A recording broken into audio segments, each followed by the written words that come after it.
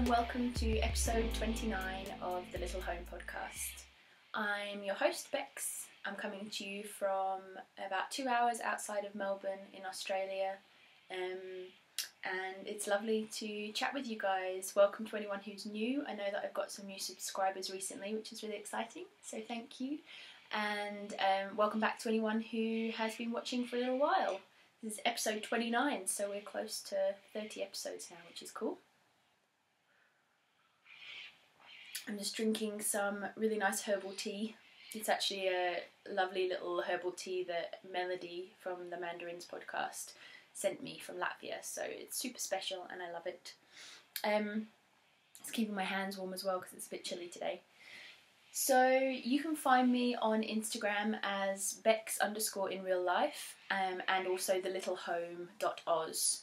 Bex_in_real_life is where I share all my creative adventures, and thelittlehome.oz is where I keep everyone updated on our tiny house build. So you're welcome to follow me on one or both of those accounts, whichever takes your fancy.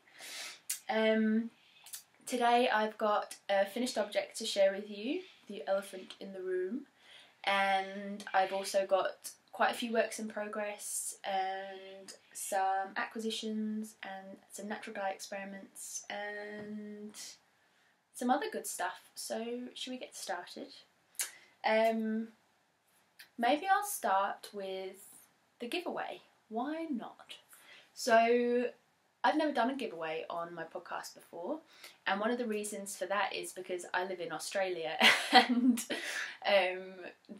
it's very expensive to post anything from Australia. Anyone in Australia will understand this. So what I've decided to do is do a giveaway to celebrate 1,500 subscribers, which is very exciting. I think we're at like 1,510 or something now. And to celebrate our lovely little community that we're building on the interwebs, I decided to host a little giveaway as a thank you. And my plan is, the reason I'm looking down here is because my notes are here, so apologies. My brain's a bit scrambled today, so I need notes. My plan is to give away a copy of Pam Allen's new ebook. It's amazing and I really want a copy, so I'm probably gonna have to buy myself a copy as well. It's called Plain and Simple 11 Knits to Wear Every Day, and it's beautiful. It's basically like a little knitted uniform, and if you're into capsule wardrobes or minimal style or just want some really good simple but gorgeous knit patterns, then you would love this ebook.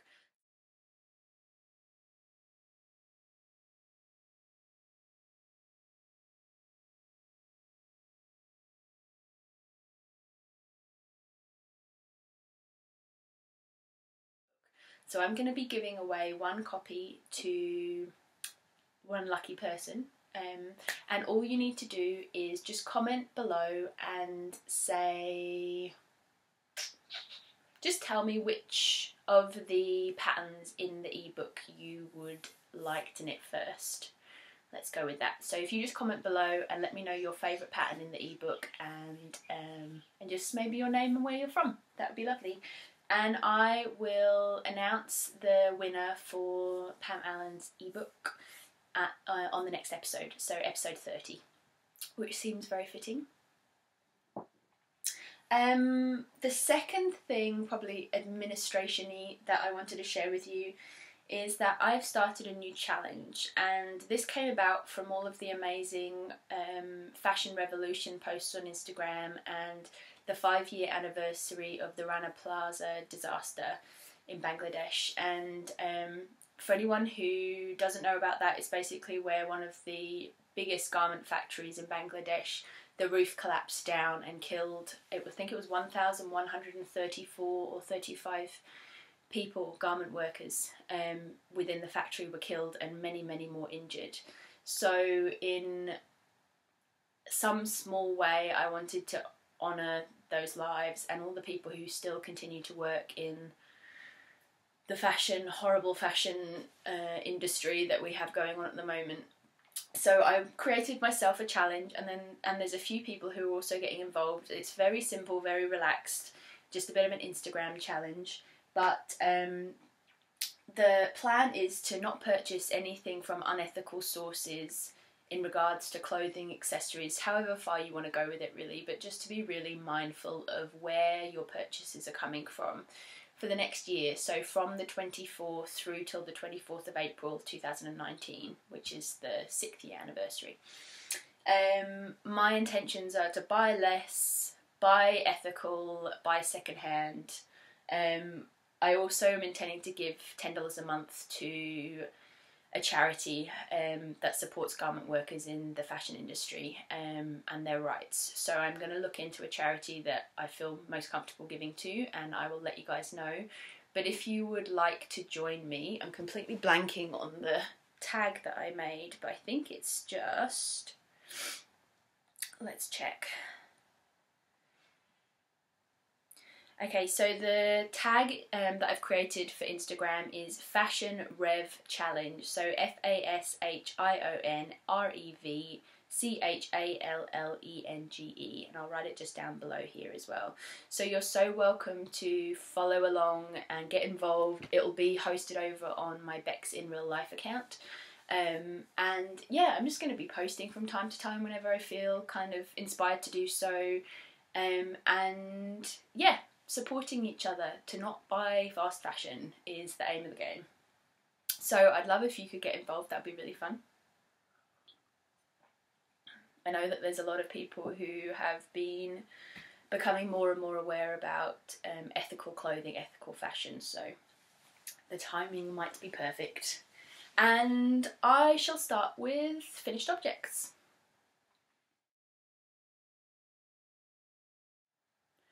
So some of you returning viewers might notice already my jumper that I'm wearing. It's a new one. This is the No Frills sweater. It's a pattern by Petite Knit. She's a Danish, I think. I think she's a Danish designer. European, definitely. And this is just a really, really simple, loose raglan jumper. The pattern is designed to have a 4-ply merino with a 2-ply mohair. I actually ended up using Rowan Felted Tweed DK, which is a blended wool with viscose, I think. I think it's wool and viscose. I don't have the rest of the yarn left with me, I don't think, no. So yeah, it's really wonderful actually. It's a really good alternative because it has quite a halo. I'm a bit funny with, oh, it's alpaca, that's where the halo comes from. So it's wool, alpaca and viscose, I think. And so it does have this halo from the alpaca, which creates a similar effect. It's also a very drapey yarn, and yeah, I absolutely love it. It's like a 6-ply pattern, so a 4-ply merino with a 2-ply mohair works up about a 6-ply wool, and Rowan Felted Tweed says it's a 8-ply, but if it's an 8-ply, it's very, very, very, very light. I think this jumper only used 250 grams of wool, which is insane, really, because it's quite like long. It's not a cropped jumper by any means. And yeah, I used a 4mm needle, and it's a very soft, flexible, kind of breathable fabric. It works beautifully for this garment. I made a couple of changes. So I did a rolled neckline. This just creates a really, come a bit closer so you can see. This creates a really lovely finish on the neckline here, and I just did that by doing double the amount of ribbing that the pattern suggested, and then picking up one of the cast on stitches when I was knitting onto the rest of the body. So I kind of folded it over and picked up one of the cast on stitches with a live stitch. And yeah, there's loads of tutorials online for rolled hem, neckline, that kind of thing.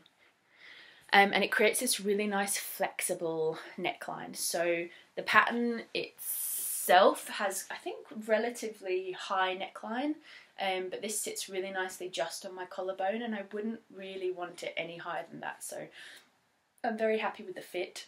My underarm ends here, so there is a lot of excess fabric under here, and that's just part of the style. and I really, really love it. It has quite a kind of batwing, almost 80s vibe to it. It's a really lovely casual jumper. I've just got it on with jeans and a top. I reduced the sleeves to be more like 3/4 length. I really don't like bracelet length sleeves. If I'm going to have long sleeves, I'm either going to have them like over my knuckles, or I'm going to have 3/4 length sleeves, which I usually choose to do. So I ended up ripping back and making them more cropped.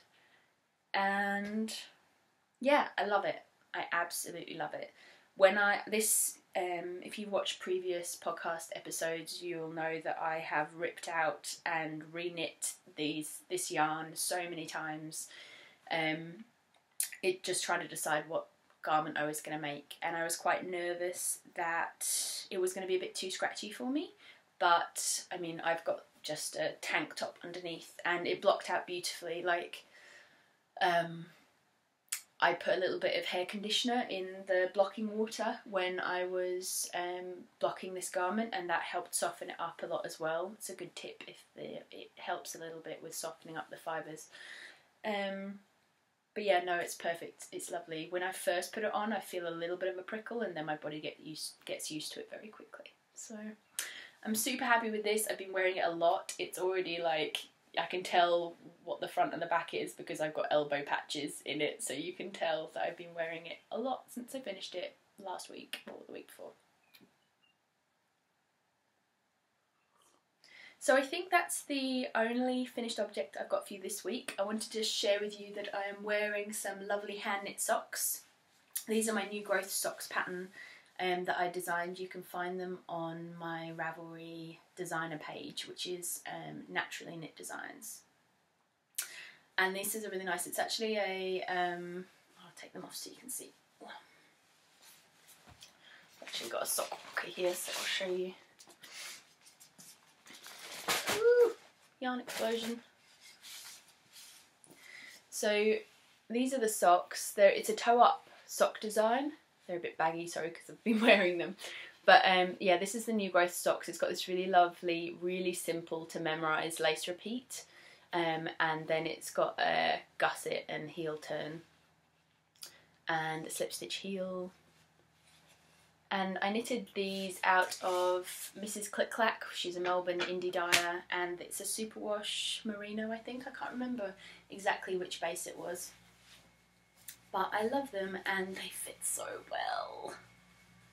They just, yeah, I'm never going to go back to short row heels. I'm all about the heel turn. So, now that we're on socks, I probably will start with my works in progress.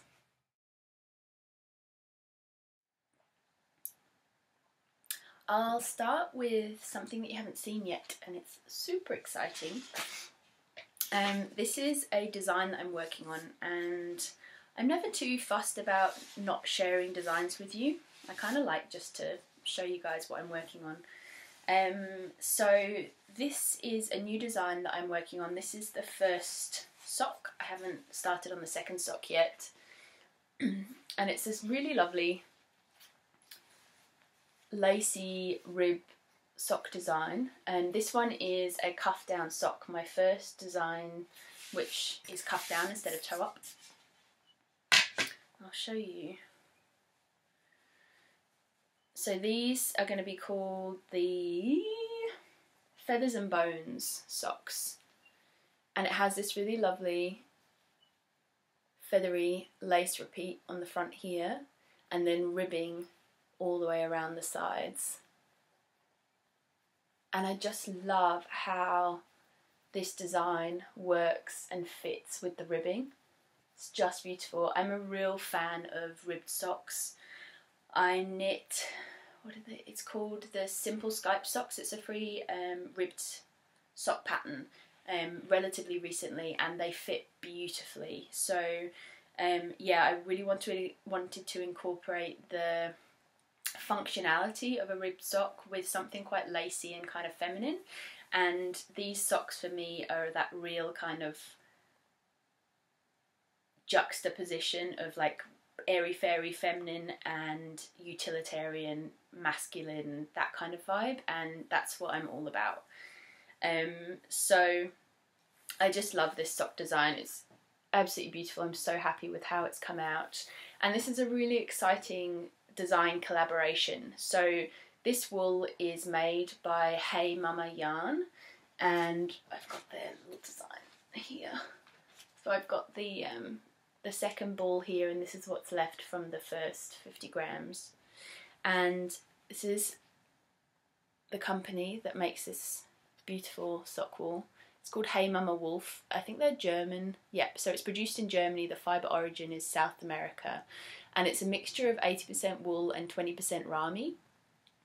And it's a really interesting fibre combination. Now, this sock wool is naturally dyed, non-superwash, and there's no nylon in there, so the rami is what makes it stronger.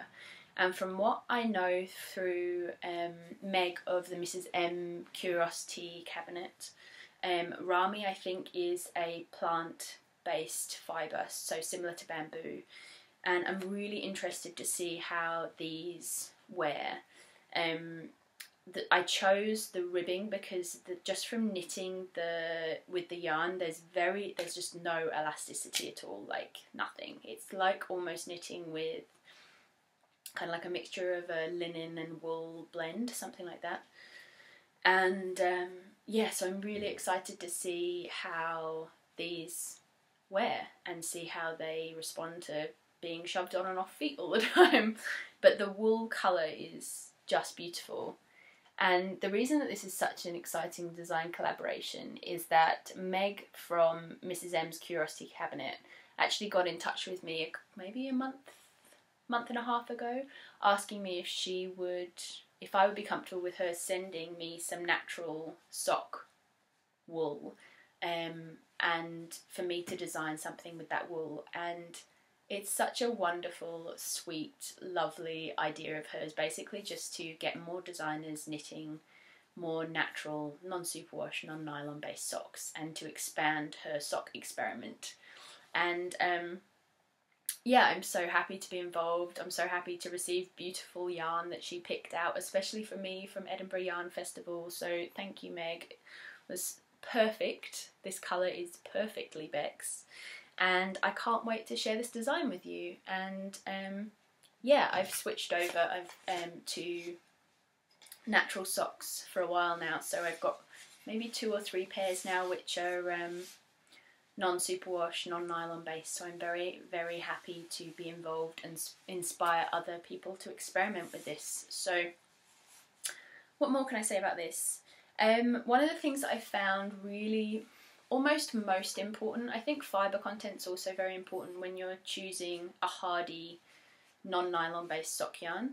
I think fibre content is also important. You want to make sure that you've got quite a tough yarn. You wouldn't particularly want to use straight merino. Merino is not a very strong fibre compared to a lot of other wools and plant materials. So something else that I've found really important in kind of longevity of natural socks is to make sure that your tension is pretty tight. I know that we vary very much as knitters to loose and tight tension, and people knit socks from 2mm needles all the way up to 3mm needles, and there's a huge range of materials in between. So I recently switched over to using these amazing Chalgu lace, so just an 80cm Chalgu lace fixed circulars, and these are the 2.25s. I used to knit socks with 2.5mm needles, and then I found that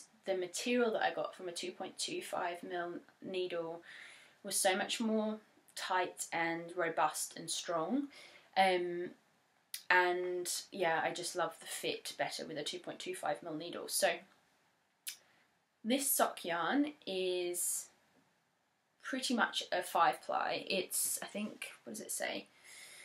300 meters per 100 grams. And this yarn came as an 110 gram ball. So yeah, it's definitely a 5-ply. And I still continued. I did a few swatches on 2.5s and 2.25s, and I decided that because I wanted a dense sock, I decided to stick with 2.25mm needle for this design. Not only so that people would be able to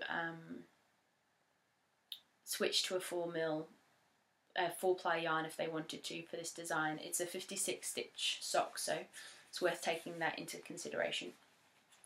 But also just because of the fabric that it creates, it's very robust, it's sturdy, but there's still kind of flexibility and movement in it. So I'm actually really, really happy with that decision and how it's turned out. And yeah, couldn't be more excited. I'll show you them on, because I always think that socks look so much nicer when they're on.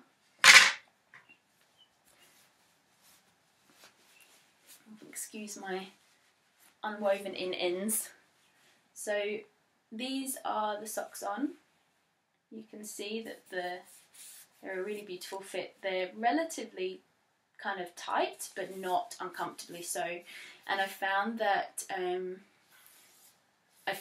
ribbed socks have a really wonderful way of kind of bringing in socks just in the right place. And yeah, I'm just so happy with them. So I hope you like these. I'm going to finish off the second one, finish off my notes with the designs, and potentially start bringing in some test knitters. So I'll probably want about 5 test knitters, so anyone who would be interested in test knitting, please do leave a comment below. I'd love for you to get involved. And yeah, so I'm really excited about that. So I probably will, I won't have the pattern ready until probably about June, just because life's a bit crazy at the moment. But do let me know if you would be interested in being a test knitter. And they're going to be called the Feathers and Bones socks. I've been toying between a few different names, but I like the reference to the rib being bones. And yeah, so I'm super happy with those. Thank you so much, Meg, for the this gorgeous yarn and for the idea. I absolutely love it. And definitely do check out this company. They're super awesome, and they've got some really interesting yarns, and the colour is amazing. So I'm going to be working on the second sock. And now I'm going to have a sippy sippy.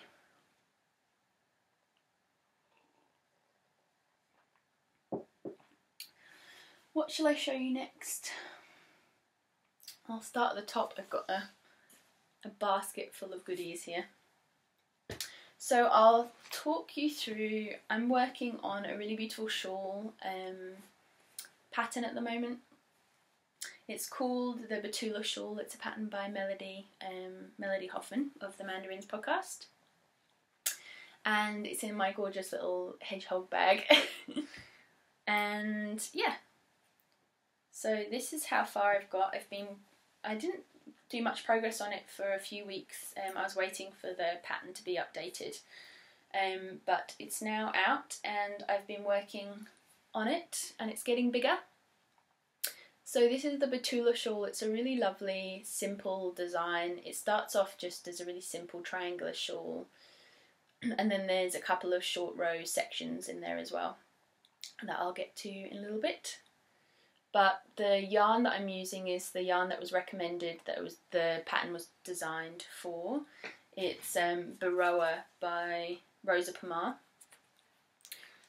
And I purchased this directly from Retrosaria, the Retrosaria website. So it's a Portuguese wool company and yarn store. And this is beautiful, beautiful yarn. It's very, very rustic. There's a lot of veg matter in there. I'm constantly picking out bits of veg as I'm knitting, but I don't have a problem with that at all. You can kind of see there's just spiky bits throughout there. But I've heard from Melody that it softens up a lot once it's been blocked, and I can feel that it would. It's actually quite a soft fabric, so I think it's around about a 10-ply about a worsted weight yarn. It says 4 to 5 mil needles, and there's 250 meters per 100 grams, and I have 3 skeins of this. And the colour that I'm using is 536. It's a slightly over-dyed natural. It's very pinky toned, kind of peachy pinky toned, and it has these gorgeous natural stripes of brown wool that come in throughout the ball that I absolutely love. So this is going to be a very big shawl. I think it's over wingspan, so I've got a fair waist to go with this. This is part of one of my Soul Craft Along projects. I'm part of the Soul Craft Along team, and I'm running the Soul Craft Festival kind of knitting, sewing along called the Soul Craft Along, which is going for another month, I think, or so. So if you are lucky enough to be in Melbourne for the Soul Craft Festival, then you should definitely get involved in our craft along that we're doing. So this is one of my additions to the Soul Craft Along. And what else have I got to share? I've got another 2 things to share with you, I think. The next work in progress is living in my gorgeous little handmade linen scraps bag. It's just a simple little zippy pouch I made. And this is my Silver Forest sweater. It's actually off the needles at the moment because I've cast off the hem. This is the Silver Forest sweater. It's a pattern by Jennifer Steingass, or Jen Steingass. It's a really beautiful colourwork yoke design in a 4-ply, and there really aren't that many 4-ply colourwork yokes around, so I was very happy to find this. My intention for this jumper is to have it as a cropped jumper that goes over the top of linen dresses or under my, I've got quite high-waisted dungarees that I wear. So my plan is to have it very cropped. I'm a bit unsure if it's too cropped at the moment. It sits about an inch above my natural waist, so I might end up having to. I did my first ever. Oh, what's it called? Tubular bind off. My friend Emily showed me how to do a tubular bind off. So, and it took forever. Like, I probably won't ever do it ever again because it took so long. It looks really nice, but I don't even know. I think I'll probably have to cut this bind off and just pick up stitches, because there is absolutely no way that I am unpicking this bind off. So if it is a little bit too short, I'm probably just going to cut the bind off and pick up the live stitches and knit a bit further down. And I have a feeling I'll probably end up having to do that. I absolutely love this jumper. It's so beautiful. The colours are just very, very me. A kind of dusty, seashelly neutral. I just love it. And the design is beautiful. It's a very clever design. Jen's designed it so that it's fully adjustable as a finished product. So you start off with a provisional cast on. I won't go into too much detail, but you start off with a provisional cast on, and that means that you can adjust the neckline, adjust the sleeves, and adjust the hem at the end, which is really handy because it's really nice to be able to adjust all of those things if the neckline ends up too high or too low, or the sleeves need more length or less length, and blah-de-blah. So I'm very, very happy with that. I'm hoping I don't have to cut off the binding and pick up live stitches, but I'm willing to do it if I need to. The yarn that I'm using, I'm in a bit of a knot. I've got 2 skeins of this left. It's absolutely beautiful. So this is only used, this kind of beigey creamy colour here, the main colour. I've only used 1 skein so far, so I have a feeling I'm probably going to have 1 ball left, which is exciting because I will show you my acquisitions in a minute and you'll understand why. So I'm going to knit the sleeves in this main colourway. And this yarn is by a Tasmanian indie dyer here in Australia, and she's called Knit Craft and Knittery. and she's super lovely and very, very clever lady. This is her hazelnut, this is her logo. It's her hazelnut gelato colourway. It's a sustainable Australian merino wool. The base that she uses is really nice. It's quite a high twist merino, so I don't think it's going to pill up too much, which is really nice. And she does really beautiful natural dye colours, very much my style. There's 400 metres per 100 grams, and so I bought 3 skeins of this, and I think I'm probably going to have one left over even if I do lengthen the body. But we shall see. So I'll tell you what the other colourways are as well. So this kind of pinky tanny colour here is West Yorkshire Spinners Cinnamon Stick. It's in their signature 4-ply. It's just a sock yarn from the UK. And then this beautiful variegated dark grey is Molly from A Homespun House's yak base in the ash colourway. So I've just been using up some leftovers of both of those, and then I bought the main colour. And I love it. I think it's beautiful. So that makes me very happy. And that's also another project for my Soul Craft Along projects. Creating a pile of knitting bags over here.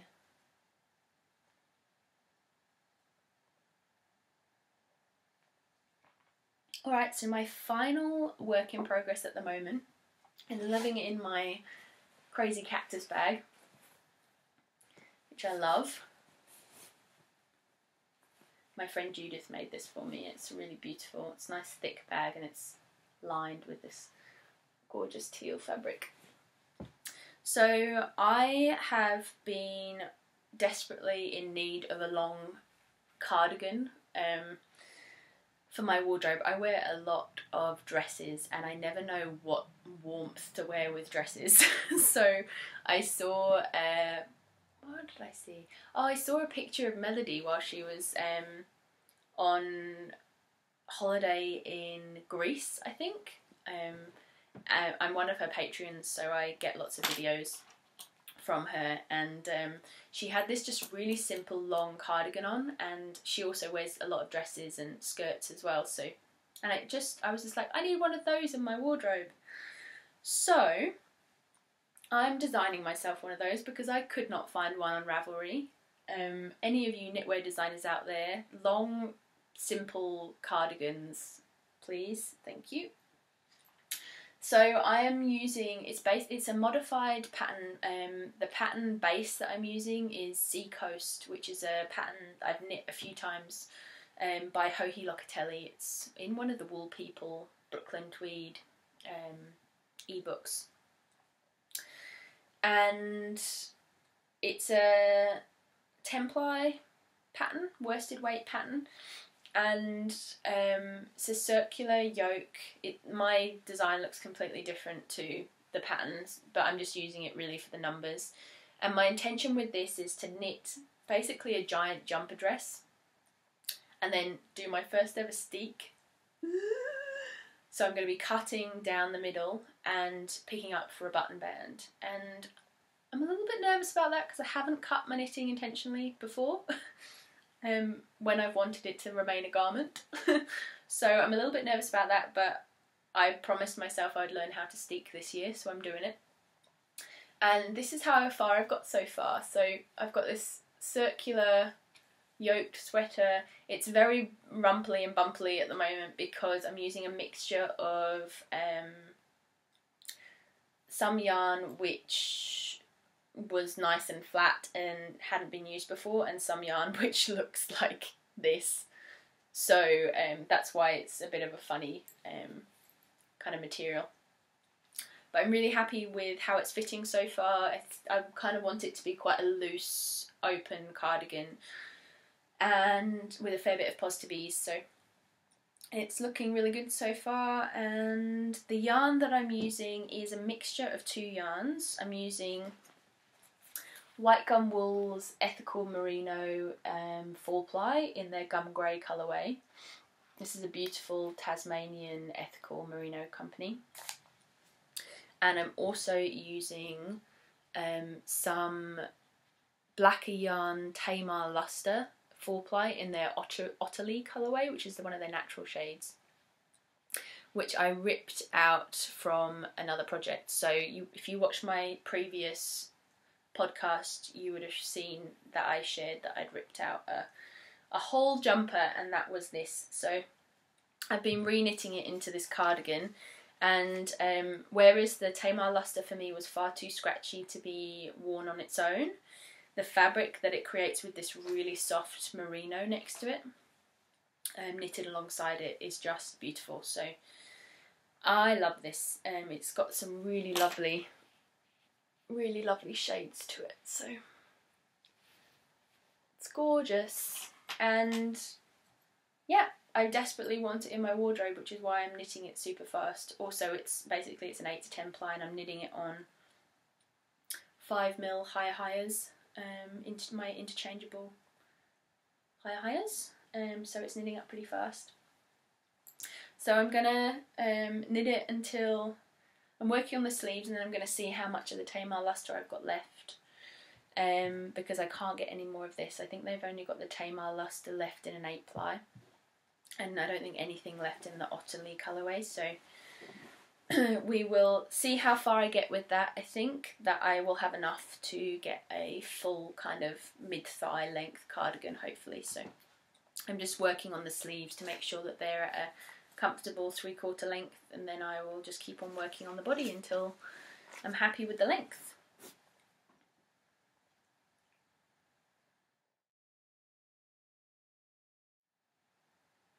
So in this next section, I'm going to share with you some yarny acquisitions that I've picked up or been gifted recently. And yeah, I've got some really gorgeous things to share with you. So, where shall I start? The first one that I want to share is some more yarn that I picked up from Knit Craft and Knittery. This beautiful sustainable merino. Can't remember what the colourway is. Oh, it's called Murphy Brown, and this is her label. And it's the same base, so sustainable Australian merino wool, 400 metres, in this really gorgeous reddy brown colour. And I've got 2 skeins of this, and I'm thinking that I might potentially use the leftover yarn that I have from my Silver Forest sweater in this same base, so the hazelnut gelato colourway, and do some kind of colourwork cardigan or jumper to go with that, because it's so beautiful and I would love to have a garment.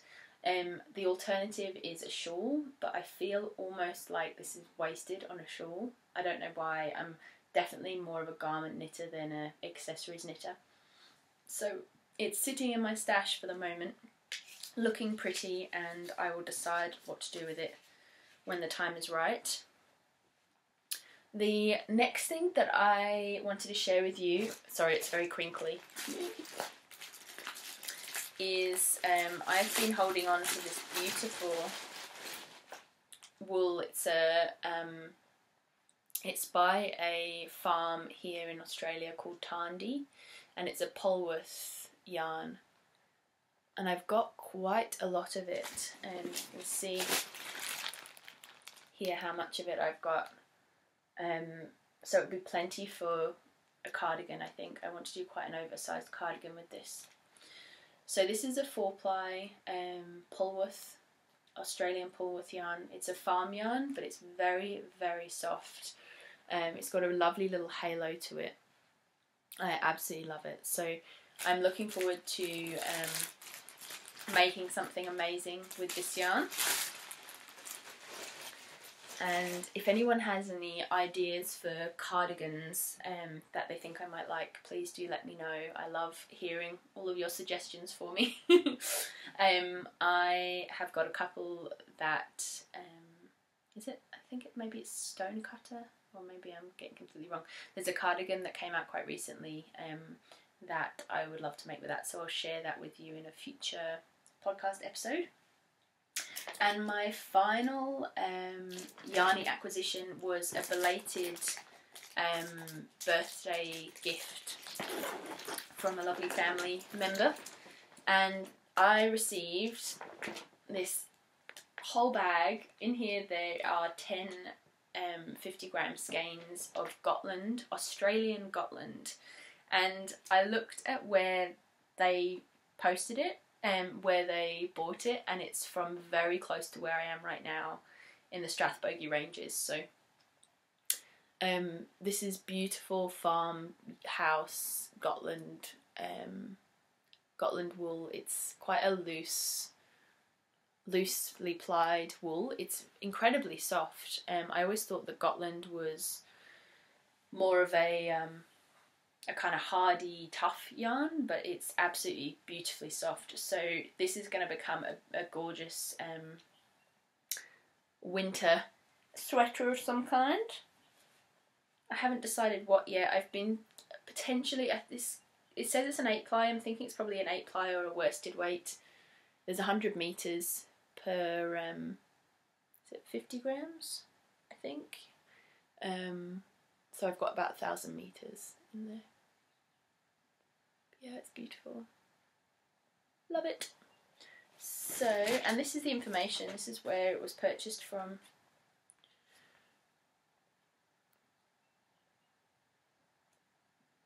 So they started off with llama, and they've just taken on some Gotland sheep, and it's a very new adventure for them. The website is granitehavenllamas.com.au.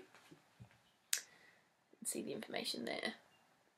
So yeah, that's just so cool, and how beautiful are those sheep. Love it. So yeah, I'm so happy to have some Gotland sheep in my stash. It's amazing. So I can't wait to make a beautiful jumper out of this. I'm not sure which one yet. It's going to sit and look beautiful for a little while. And I think those are all of my yarny acquisitions.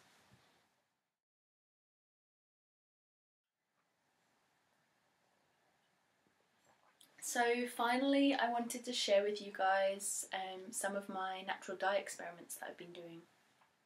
I've had a couple of pots going recently. I've been having so much fun experimenting, so I wanted to show you what I had played with. I've got some really amazing fibre here. So this wool has been dyed. I think this is dye bath number 3. The thing with natural dyeing is it's just so experimental. So I have dyed previously with avocado, and it came out just avocado pits, no mordant, and it came out a very light tanny skin colour peach, which I was not a fan of at all. And then I did a very and again another week dye bath with again avocado pits, and I got a little bit stronger colour. And this time what I've done is, and it's created this really beautiful kind of coppery browny beige. I kind of don't know how to describe it. It's gorgeous. It's definitely kind of orangey coral tone, but far more dusty and muted, and very variegated. And this is a result of a lot of avocado pits. I think I put about 12 avocado pits into a dye bath with we've been harvesting walnuts, and so I've just put in 6 or 7 whole walnuts into the dye bath and let it cook up gently for a couple of hours the day before yesterday, and then again another couple of hours yesterday, and I let it cool and put this fibre in there, and I couldn't be more happy with this colour. It's just beautiful. So there's some sections which almost have like a, you can see here it almost has like a inky kind of grey tone to it, and that's where it was taken up more of the walnut, I think. And then there's sections which are very kind of deep coral colour orange, and then some lighter areas, but it's beautiful. So I've got 4 skeins here, 400 grams, which is enough for a garment. So these are still a little bit damp, so I'm going to let these dry. I need to reskein them because they're a little bit messy, and yeah, I'll let you know what this ends up becoming, but it's a beautiful, beautiful colour. I'm really happy with it. I'm on the cardigan train, so I'm thinking maybe it could be a really nice 4-ply cardigan. This is just some natural wool that I had in my stash. It's from Bendigo Woolen Mill. They occasionally, it's a relatively local woolen mill to me, and they occasionally have undyed wool for sale. It's their 4-ply. It's superwashed, but it's very lightly superwashed. It still does felt in the washing machine, but there is definitely, I can almost feel it. So I'm really looking forward to getting some more yarn which is non-superwash and see how that dyes up. But yeah, I'm really happy with that experiment. The second experiment that I did was on some silk, and this is, again, it hasn't been mordanted. It was very much a quick experiment. My friend Emily, who has Make a Maker store in Brunswick, which is a really beautiful yarn shop, it's where I get a lot of my wool from, gifted me some silk that she had in her fabric stash that she wasn't going to use. And I've got a silk camisole that I wear a lot. I often wear a lot of these really loose silk camis underneath jumpers and just with jeans and things. So my intention is to make a little camisole out of this. I dyed this with white onion skins, and it came out, this was just a creamy white coloured silk, and it came out this beautiful kind of corally pinky tone, quite variegated again. Some areas are more yellow than pink, but it's just beautiful. I was really, really happy with the colour. And it's got a lot of depth to it. And that was just from onion skins, so I collected onion skins for about a week and cooked them up for a few hours when the wood fire was going, and popped in some silk once it was cool and let it boil for a few hours. It was just very much a shove it in and see what happens. But I'm really, really happy with how that experiment came out. It's a subtle, subtle colour. It's a similar tone to avocado dye actually, and I don't know if that's, I use, I think the pots that I'm using aren't stainless steel, I think they're aluminium. So I wonder if that's helping mordant anyway. I am weirdly petrified of mordanting. I don't know why, I have never tried it, so it's just something that I need to experiment with. So once I've got some more wool and other materials that I want to try dyeing, I can't wait to do some more natural dye experiments because it's really fun. And it plays to my not wanting to waste anything, so that's really good fun, just being able to save avocado pits and save onion skins and all that good stuff. So I think those are all of my natural dye experiments. And I think that's everything I've got to share with you guys.